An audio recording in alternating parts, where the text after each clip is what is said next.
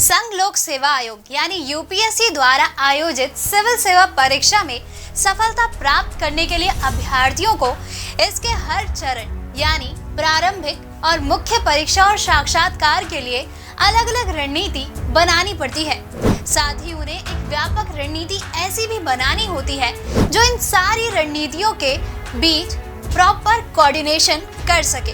नए अभ्यर्थियों, खासकर कि हिंदी माध्यम के अभ्यर्थियों को यह सवाल हमेशा परेशान करता है कि आखिर सटीक रणनीति का मतलब क्या है।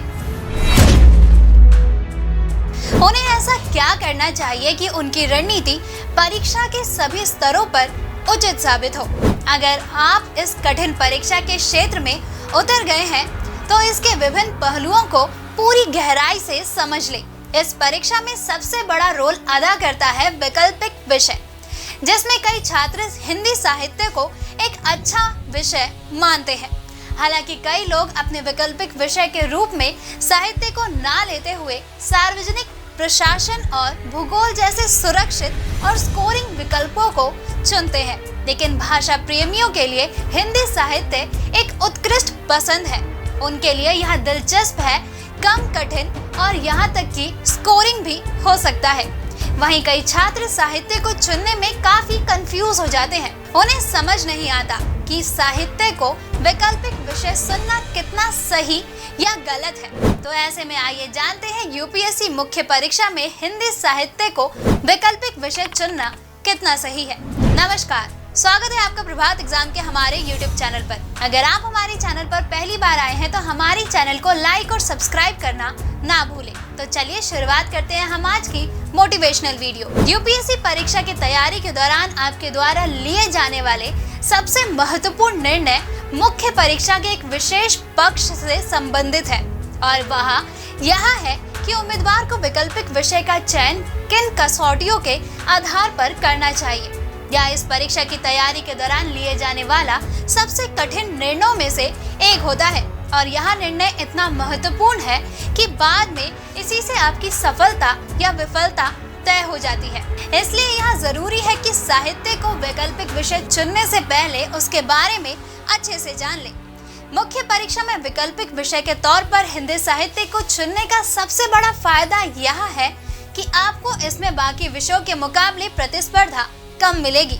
अगर आपको अपनी भाषा से प्यार है और इसका आपको अच्छे से ज्ञान है तो आप इसमें बिना चिंता के अच्छा कर सकते हैं।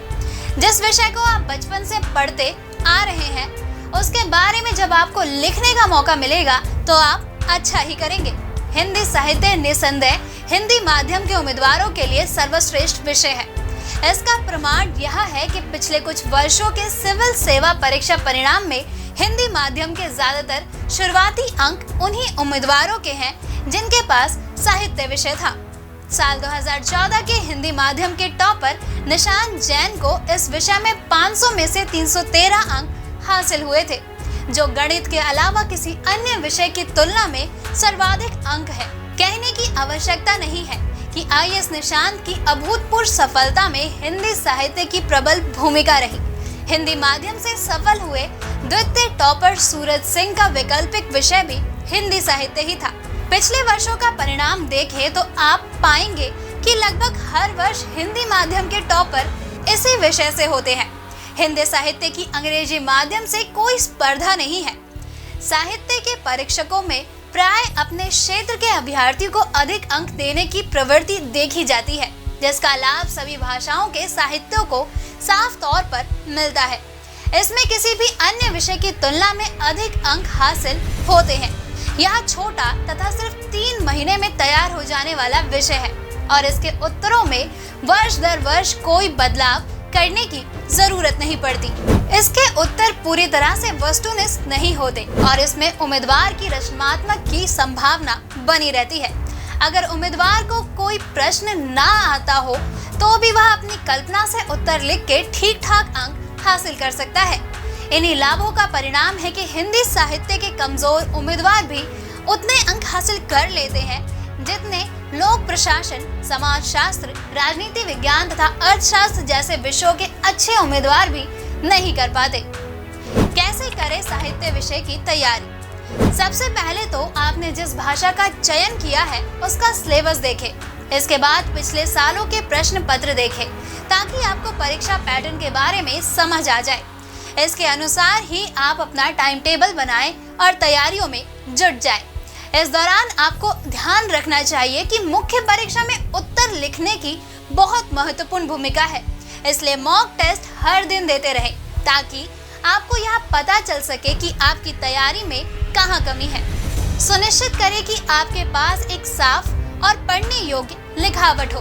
अगर आपको लगता है कि आपकी लिखावट अच्छी नहीं है तो तैयारी के दौरान ही शुरुआत से इसमें सुधार करना शुरू करें। सही प्रयास और अभ्यास के साथ आप एक अच्छी लिखावट विकसित कर सकते हैं। परीक्षा में एक अच्छी लिखावट के महत्व को कम मत समझिए। एक परीक्षक चाहता है कि प्रत्येक जवाबों को पढ़ने के लिए उसे अपनी आंखों पर दबाव ना डालना पड़े।